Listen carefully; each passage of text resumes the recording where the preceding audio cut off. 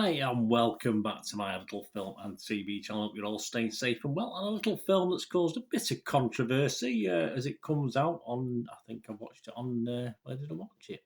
Netflix, I think. Yes, Netflix, definitely.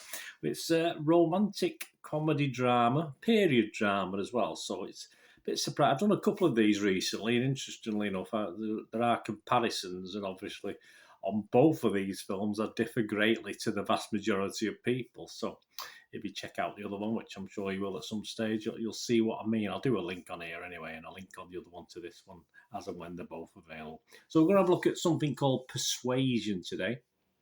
107 minutes, a PG rating, directed by Carrie Cracknell from a screenplay by Ron Bass and Alice Victoria Winslow, based on, and this is where all the problems start, I think, based on the novel of the same name by Jane Austen. It stars Dakota Johnson, who, yes, has certainly split opinions, that's for sure, in this role anyway. Cosmo Jarvis, Nikki Amuka-Bird, Mia McKenna-Bruce, Richard E. Grant, and Henry Golding. Rotten Tomato audience, they quite like it. Yeah, they're okay on it. 3.6 out of 5, so 7.2 out of 10. Internet Movie Database, not a total disaster. 5.6 out of 10. So that's not bad. That's fine. That's okay. There's nothing wrong with that. Just slightly under the 6 out of 10 we like to see. But yeah, the sort of aggravation comes when we start to look at the critics. This was released on Netflix on the 15th of July 2022. What's it about? Well, if you've not read the Jane Austen book, Jane Austen book as well, who's Jane's a brother, I think, or a sister, I'm not sure. If you've not read the Jane Austen book, I assume it's a similar plot line. I have not read any of the books, I'll tell you that now. Live with a snobby family on the brink of bankruptcy, Anne Elliot is an unconforming woman with modern sensibilities, yes. And Frederick Wentworth, the dashing one she once went sent away, crashes back into her life and must choose between putting the past behind her or listening to her heart when it comes to second chances. Oh, bless. Rotten Tomatoes, yeah, this is where it starts to get a little bit different to the audience. Only a 31% positivity with 116 critics reviews. No, not very good. And just an average rate of 5 out of 10, which could have been worse based on that, so that's not too bad. The website consensus reads, despite Dakota Johnson's best efforts, yep, absolutely, the chaotically anachronistic Persuasion fails to convince as a worthwhile Austen adaptation. Okay, 36 fresh and 18 rotten, so it wasn't too bad considering only 31% positivity, was it? That was quite a good thought. Sorry, what am I on about here? 36 for 80, sorry, 36 fresh and 80 rotten. I can't even read my own writing, guys. 116 critics, 30 and 86, 36 and 80 makes 118, doesn't it? So not very good. 36 fresh, 100, oh, good grief, 80 rotten. So well in the rotten camp on this one. Metacritic, the other critic site, yeah, their average is only 42 out of 100, based on 37 critics, and its lowest score was 20, and its highest score was 75. And the breakdown of there, guys: 10 positive, 16 mixed, and 11 negative. Yes, I'm fairly sure on that one, but all right. And if you look at the critics themselves, yeah.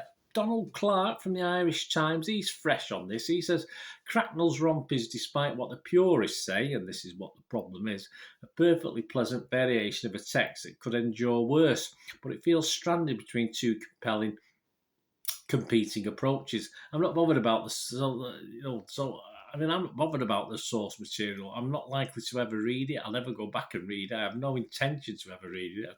I'm an avid reader. I love reading books, but it just doesn't appeal to me. But I'll never. So I just enjoyed the film as a period rom-com, and I have no idea how close or the modernisation of the original. It doesn't really bother me, in all fairness, and that's the way I'm coming at this film. David Sims, he was rotten, he's from The Atlantic. He said, Persuasion at times seems embarrassed by its source material, or at least over-eager to spruce it up for audiences that might not be able to handle a gentler pace. The result is harried and forgettable. Oh, flipping heck, I thought the pace was fine. If the original was any gentler, I possibly would have dozed off. It had been more to the script or more to the book anyway, if that's the case. The Independent's Clarice Luffrey, yeah, Metacritic, she only give it 30 out of 100. She said, above all, at no point during Carrie Cracknell's directorial debut do you ever get a sense that anyone's actually read Persuasion.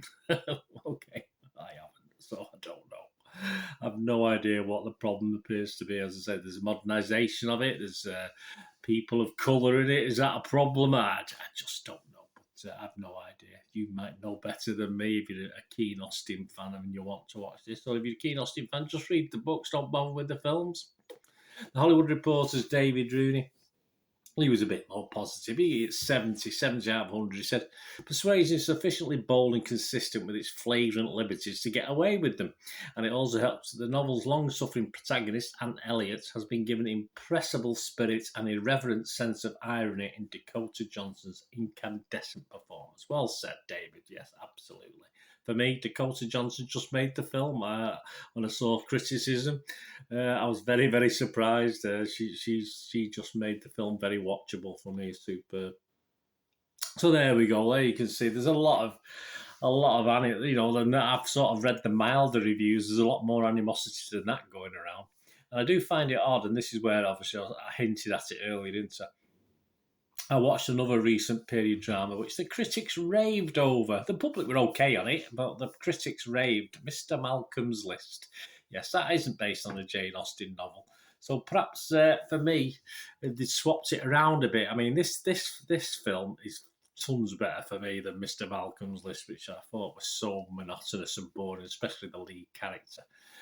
So, okay, that wasn't Jane Austen, but wanted to be.